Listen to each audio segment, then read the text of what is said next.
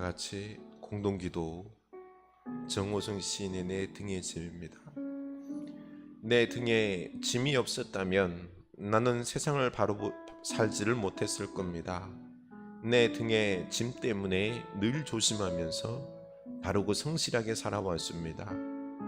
이제 보니 내 등의 짐은 나를 바르게 살도록 한 귀한 선물이었습니다. 내 등에 짐이 없었다면 나는 사랑을 몰랐을 것입니다.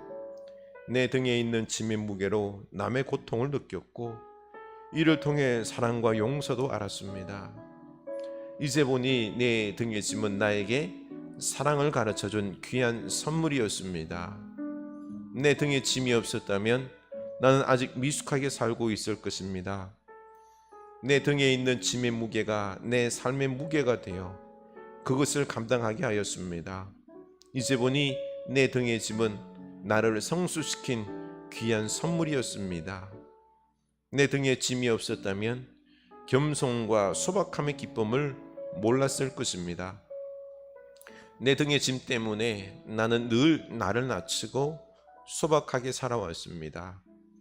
이제 보니 내 등의 짐은 나에게 기쁨을 전해준 귀한 선물이었습니다. 물살이 센 냇물을 건널 때는 등에 짐이 있어야 물에 휩쓸리지 않고 화물차가 언덕을 오를 때에는 짐을 실어야 헛바퀴가 돌지 않듯이 내 등의 짐이 나를 불의와 안일의 물결에 휩쓸리지 않게 했으며 삶의 고개 하나하나를 잘 넘게 하였습니다. 내 나라의 짐, 가족의 짐, 직장의 짐, 이웃과의 짐, 가난의 짐, 몸이 아픈 짐, 슬픈 이별의 짐들이 내 삶을 감당하는 힘이 되어 오늘도 최선을 다하는 삶을 살게 하였습니다. 아멘. 우리의 이 고백이 있길 원합니다. 우리 다 같이 주님 앞에 봉헌하시겠습니다. 하나님, 주께서 우리를 향하여 주시는 것들은 다 축복입니다. 하나도 쓸데없는 것이 없고 좀 고통스럽고 힘겨워 보이는 이 시련이 도리어 우리를 깨우고 우리를 살리고 우리를 성숙케 하시는 주님의 축복입니다. 주님, 이 모든 것 주님께 감사하며 우리들의 마음을 담아 예물 드립니다. 기뻐 받아 주시옵소서. 더 많이 드리고 싶습니다. 그런데 주께서 구별하여 드리라고 하신 이 10의 1조, 내가 하나님의 백성이요 이 모든 축복이 하나님의 것임을 고백하며 우리 일터에서 얻은 소득의 10분의 1을 구별하여 드리오니 당신의 구별된 백성 이 땅 살아가며 구별되게 거룩하게 능력 있게 살아갈 수 있도록 지혜를 부어 주시옵소서. 성경 예물 드립니다. 이 하나님의 나라, 구별되어 이 세상을 살리는 하나님의 나라를 이루기 위하여 성경 예물 드리오니 이 예물이 쓰여는 곳마다 생명의 역사가 일어나게 하여 주시옵소서. 감사의 예물 드립니다. 하나님, 우리가 이 어려운 중에도 감사가 넘치게 하여 주셔서 주님, 우리들의 삶이 믿음으로 범사에 감사하며 더욱 강건케 그 삶의 질이 탁월하게 하여 주시옵소서. 하나님, 우리에게 역사하여 주셔서 바라옵건대 건강도 물질도 필요한 것들을 허락하여 주셔서 주의 몸된 교회를 잘 섬길 수 있게 하옵소서. 우리의 자녀손들 특별히 지혜를 더하사 이 나라의 일꾼으로 성장시켜 주시옵소서. 예수님 이름으로 기도드리옵나이다. 아멘. 우리 하나님 말씀 보겠습니다. 야고보서입니다. 1장 2절에서 10절입니다. 야고보서 1장 2절에서 10절입니다.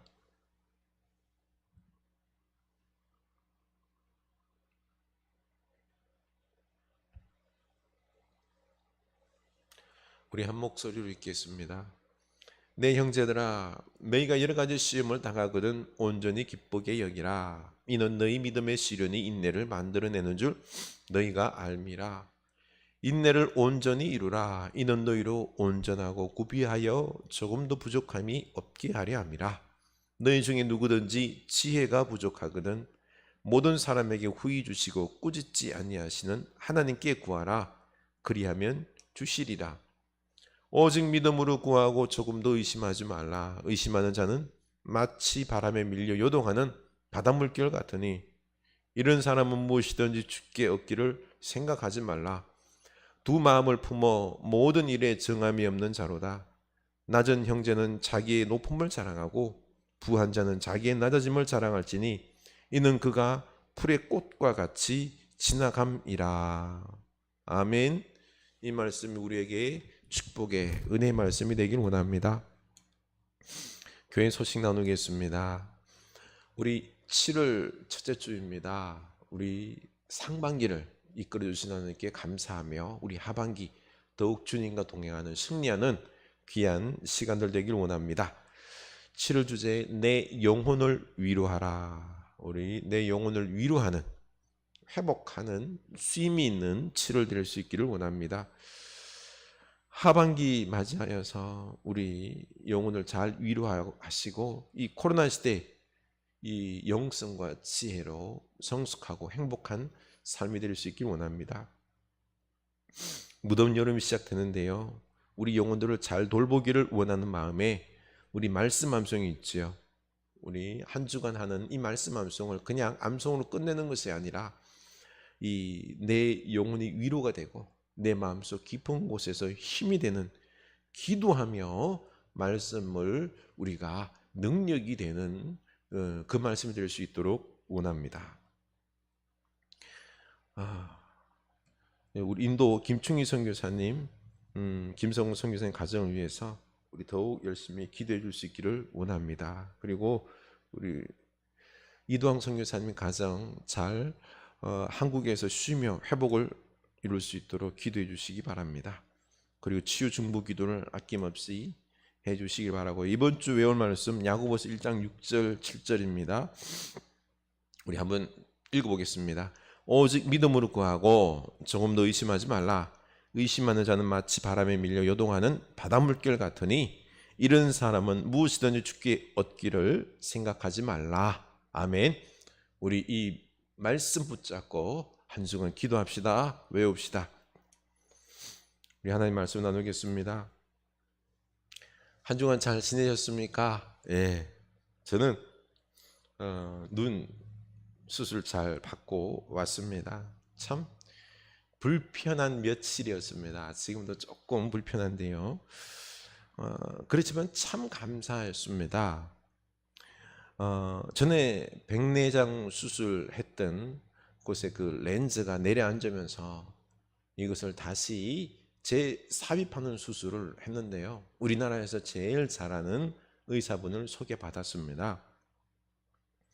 참 수술하기 전에는 무덤덤했어요. 뭐 지난번에도 했는데 그런데 수술대 위에 올려놓고요. 조명을 쫙 비추는데 그러면서 눈을 있죠. 무지막지하게 벌리고는 테이핑하고는 위에다가 마취액을 막 뿌립니다. 사정없이 뿌리는데 야 이거 갑작스레 마음이 막 들컹하는 것 있죠. 의사 둘이서 이제 수술을 막 하는 겁니다. 수술하다 말고 잠시 쉬더니 저희들끼리는 마취액을 막 뿌리면서 뭐 연애 이야기도 하고 결혼 이야기도 하고 남은 진짜 환장해 죽겠는데 그렇죠? 근데 살짝 짜증이 나려고 하는데 그런데 수술대 위에서는 제가 할 수 있는 게 아무것도 없더라고요. 순간 사람이 막 겸손해지는 것 있죠. 기도밖에 할 수 없었습니다. 그때 본격적으로 수술할 그 집도의가 들어왔습니다. 보더니 야 이게 초점이 맞니 안 맞니 막 뭐라 그러는 거 있죠. 그리고는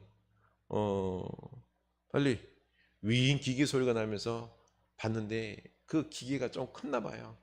이렇게 큰 걸 주면 어떡하냐고 작은 거. 순간 가슴이 철렁하는 거예요. 이 수술 잘못되면 어떡할까.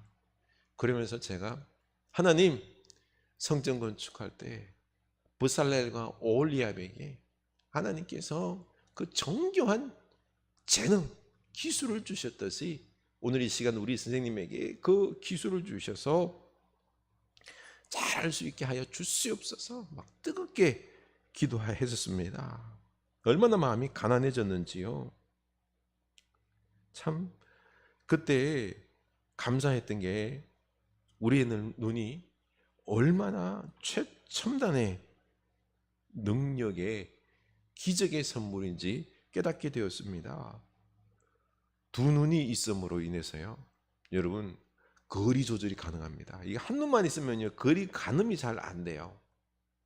그리고 우리 눈은 어두운 데 있을 때나 밝은 데 있을 때 이게 홍채 망막이 이게 수시로 자동적으로 변합니다. 그래서 그걸 정확하게 볼 수 있게 하는 거죠. 당연한 게 아니에요. 하나님의 기적이 녹아있는 귀한 작품이 우리의 눈이요, 우리의 모든 장기다라는 것입니다. 하나님, 제가 이런 놀라운 기적의 몸을 가지고 있는데 감사하지 못했던 것 용서하여 주시옵소서. 회개 기도를 했습니다. 근데 이 최고 권위자 선생님이 하시는 말씀이 그거예요. 렌즈를 지금 이제 삽입했지만은 이거는 멀리 볼 수 있는 것, 가까이 볼 수 있는 것 선택하라는 거예요. 뭐 책을 많이 보니 가까이 있는 것을 선택을 했습니다. 참 그러고 보니 그래요. 하나님께서 주신 이 원래의 눈은요, 가까이 있는 것, 멀리 있는 것, 밝은 것, 어두운 것 잘 볼 수 있는 기적의 작품입니다. 이렇게 우리의 모든 장기들은 아주 하나님의 기적이 서려 있는 귀한 다 작품인 거죠. 캐내면 캐낼수록 우리는 신비요 기적인 것입니다. 하나님께 감사할 수밖에 없었습니다. 우리는 날마다 하나님 앞에 기적을 베풀어 달라고 기도하죠. 아닙니다. 날마다 나에게 일어나는 기적들이 있어요. 이 기적을 볼 줄 아는 눈이 있는 게 그게 중요한 것입니다. 우리에게 복음을 전해준 언더우드 선교사는 놀랍게도 누군가의 간절한 소원을 나는 다 이루고 살았습니다. 놀랍게도 누군가가 간절히 기다리는 기적이 내게는 날마다 일어나고 있습니다. 라고 고백했습니다. 우리가 숨쉬고 있는 것부터 시작해서 우리가 당연하게 여기는 것들 속에는 놀라운 기적들이 숨어 있는 것이죠. 이걸 우리가 볼 줄 알아야 된다라는 것입니다. 그래서 우리를 겸손하게 하는 이 고난의 자리가 축복의 자리입니다. 좀 고통스럽지만 낮아진 마음으로 주님을 갈망할 때 이 주님이 보여요. 기적이 보여요. 그러니 우리 고난도 축복이며 우리가 이 기적의 눈이 이 기적을 주님의 역사를 볼 수 있는 눈을 달라고 기도했으면 좋겠습니다. 사실 이스라엘 백성들이 광야 생활할 때 그쵸? 낮에는 구름 기둥, 밤에는 불 기둥, 그리고 만나와 메추라기가 하나님 기적이 매일 떨어졌습니다. 매일 그들은 기적을 보며 살았는데 이게 40년 동안 매일 반복이 되다 보니까 당연시 되었던 것입니다. 결국 백성들은 기적을 보지 못하고 당연히 구름이 떠 있는 거고 불기둥이 떠 있는 거고 오늘도 만나 메추라기 내리는 것이다 라고 생각했던 것입니다. 도리어 이 척박한 광야에서 메마른 삶, 그리고 또 만나와 메추라기 맨날 이 음식만 먹고 산다고 불평했던 것입니다. 애굽에 있을 때에는 고기와 채소도 못 썼는데 애굽의 문명은 화려하고 웅장했는데 애굽을 동경했던 것입니다.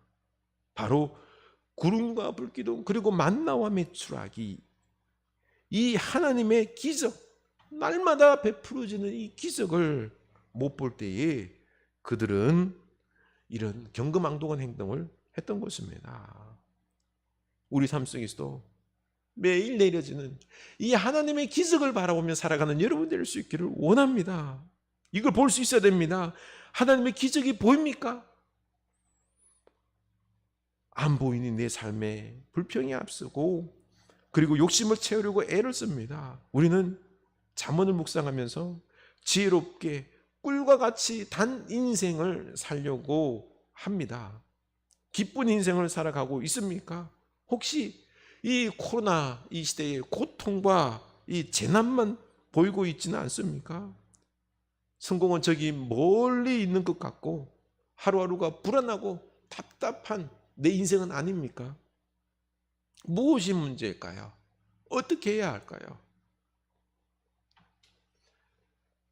초대교회 교인들이 예수님께 행하신 기적과 그 말씀과 부활을 보고 이제 직접 보고 또 듣고 예수님을 믿기 시작했지요. 그렇게 20여 년이 지나면서 유대교인들에게 심한 박해를 받았습니다. 그 절정이 스데반이 순교하는 그 시대였죠. 도저히 그 박해에 살 수가 없어서 여러 지역으로 로마를 비롯한 여러 지역으로 흩어졌습니다. 이들에게 그 당시 신앙은 시련 그 자체였습니다. 그러나 이들이 가는 곳마다 이들은 만나는 사람들에게 복음을 전하고 그리고 하루하루가 이렇게 열심히 복음의 삶을 살았던 것입니다. 문제는 시간이었습니다. 시간이 지나면서 동족들로부터 박해가 노골적이 되어가면서 생활의 근간이 흔들렸습니다.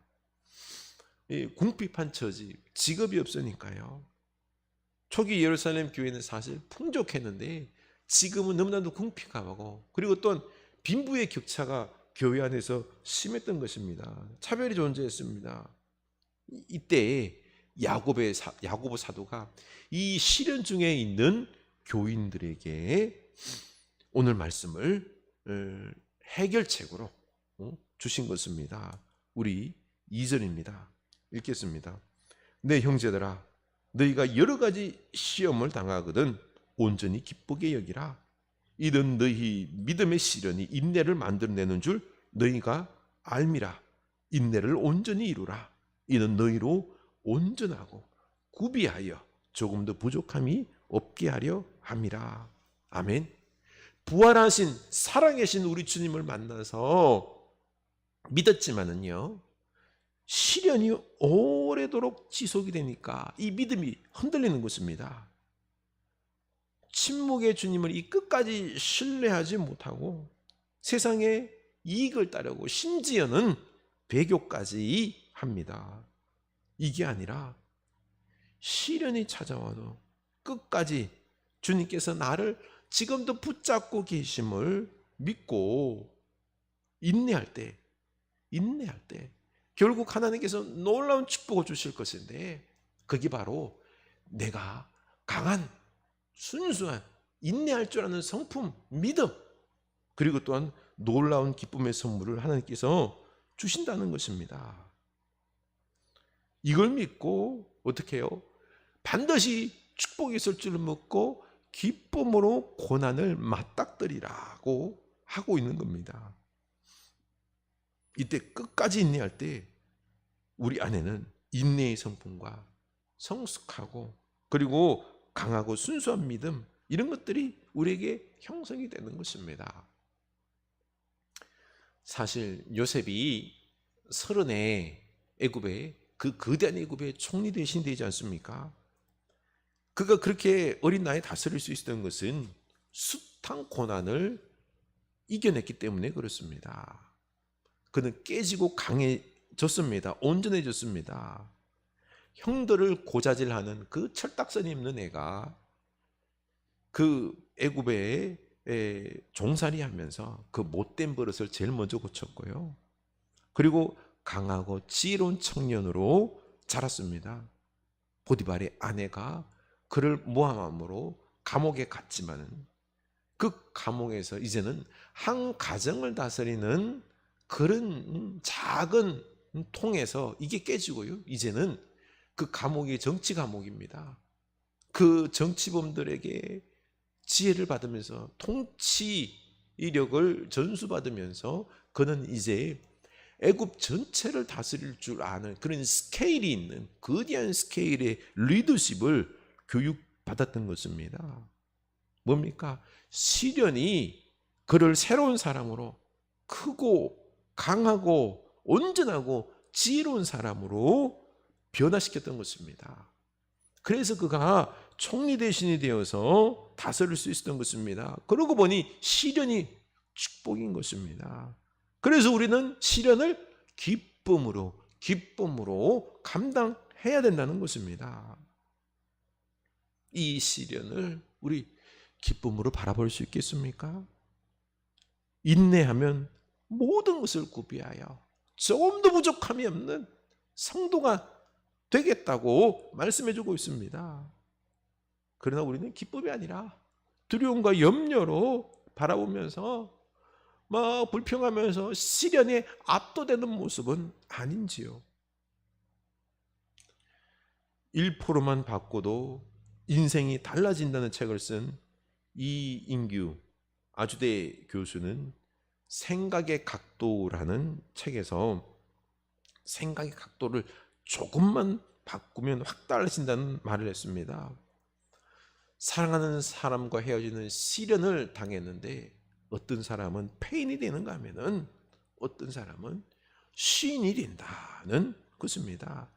생각의 각도를 조금만 바꿔도 이렇게 달라집니다. 그래서 우리는 이 코로나 시련을 걱정하기보다는 기쁨으로 생각을 각도를 바꿀 수 있기를 원합니다. 그리고 맞닥뜨립시다. 반드시 승리합니다. 걱정하지 맙시다.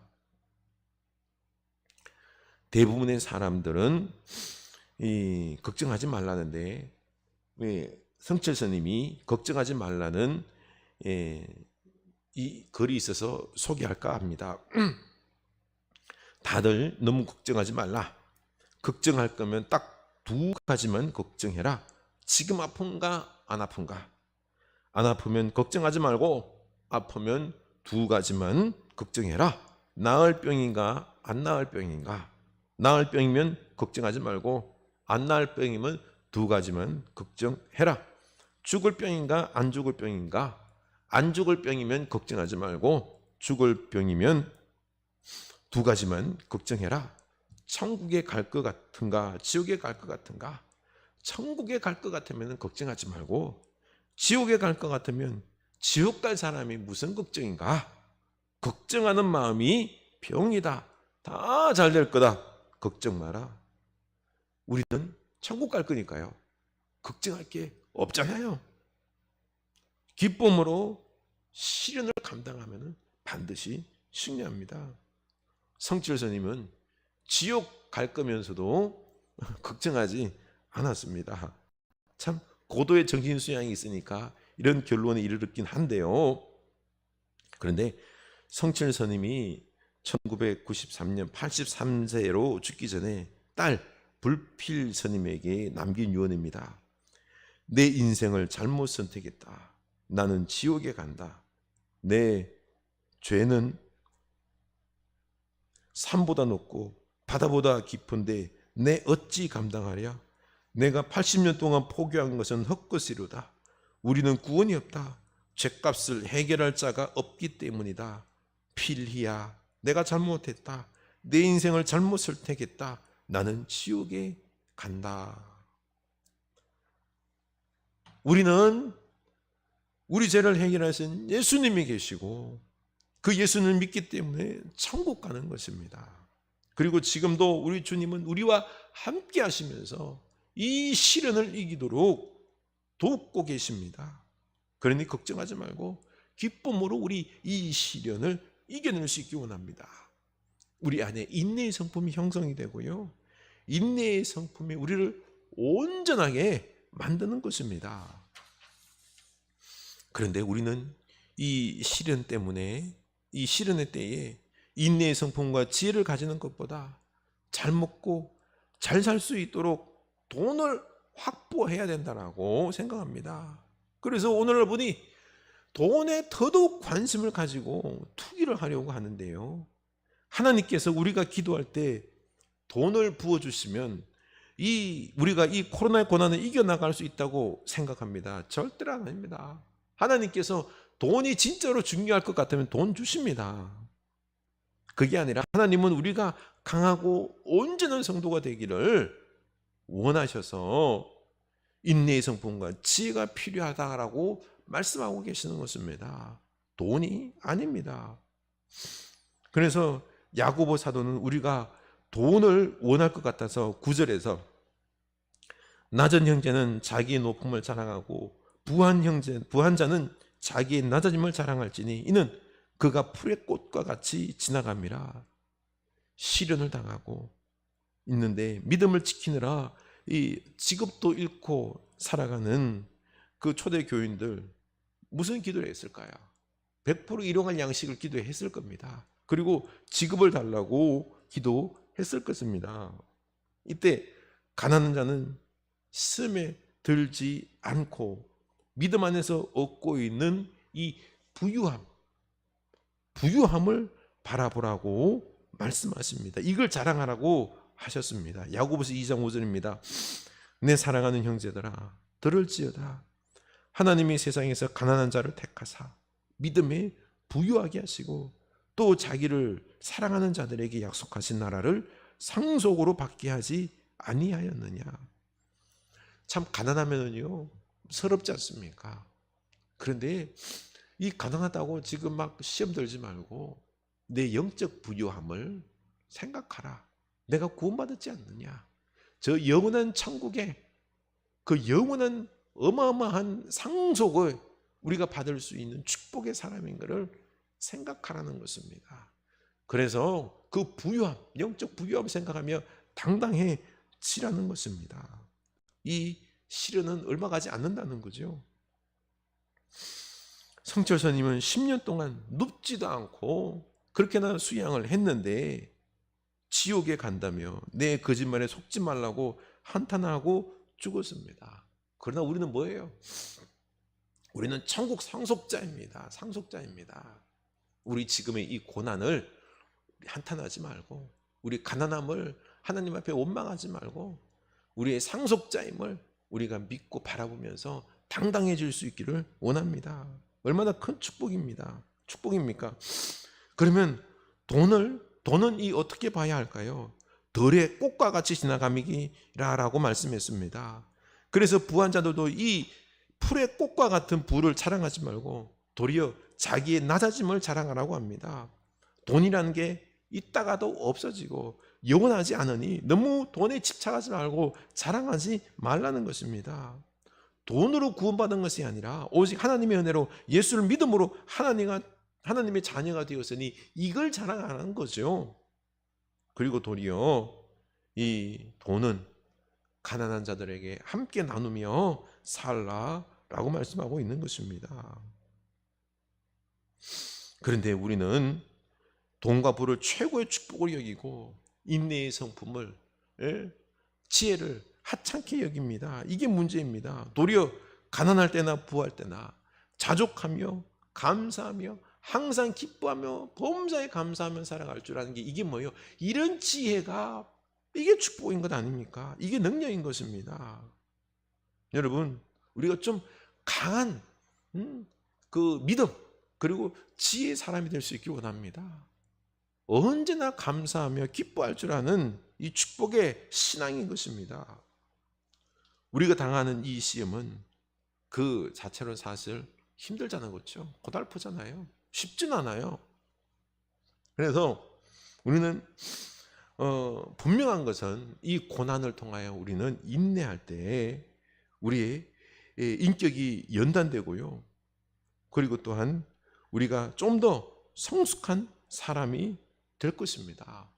환난은 인내는 연단을 만들어내며 우리는 그 끝에는 부끄럽지 않은 놀라운 소망의 열매들을 우리가 반드시 축복받을 것입니다.